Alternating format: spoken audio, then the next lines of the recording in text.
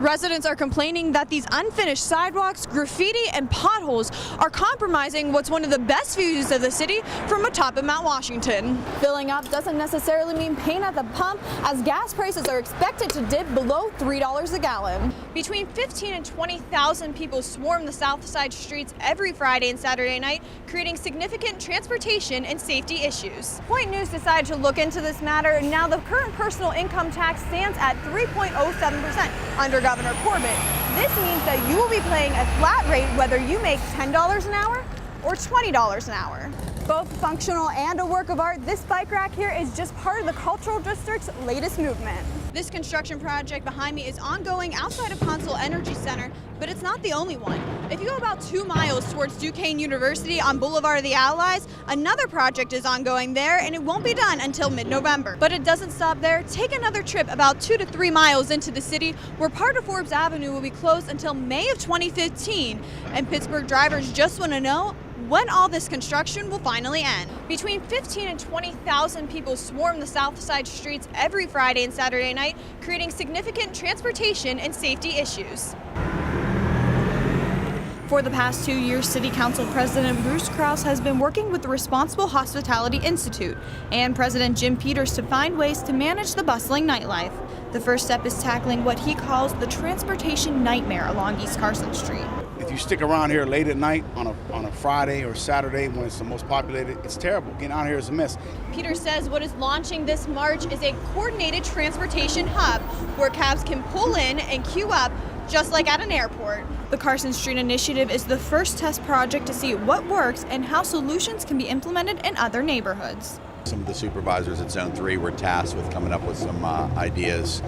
One of the suggestions was that we implemented taxi stands, have cab stands available, maybe on 12th Street, one at 18th Street, and then one further up by 22nd Street, so that it would be easier for people to go and get taxis. The cab service in Pittsburgh doesn't really exist. Anywhere else you go, there's cabs lined up outside, and I think it would create a much safer environment and a much more enjoyable environment for everybody if they had that in place.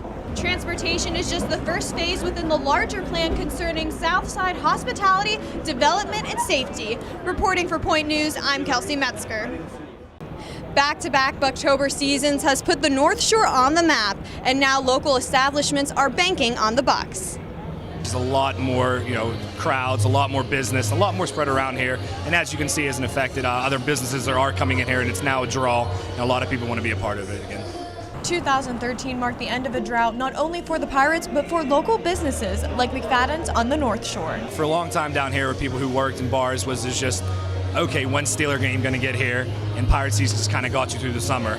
But now, with the differences between having 8 home Steeler games, you have 81 home Pirate games. In their first winning season in 20 years, the Pirates had a 13.7% increase in attendance, and this year's Bucks hit the milestone on their last regular season game at PNC Park. 2,442,564 fans came to PNC Park in 2014, the most ever in one season, and businesses say it's made the difference. It's made a huge jump for us. Free T-shirts and the firework nights, where we still had a pretty good draw to add on to our Friday and Saturday nights, but the big difference I see the most is during the weekdays. With the Pirates on the rise for the past few years, the North Shore economy is counting on the Bucks and fans to continue to bring in business. It's just better for everybody, better for the Pirates, better for the businesses down here, just better all around.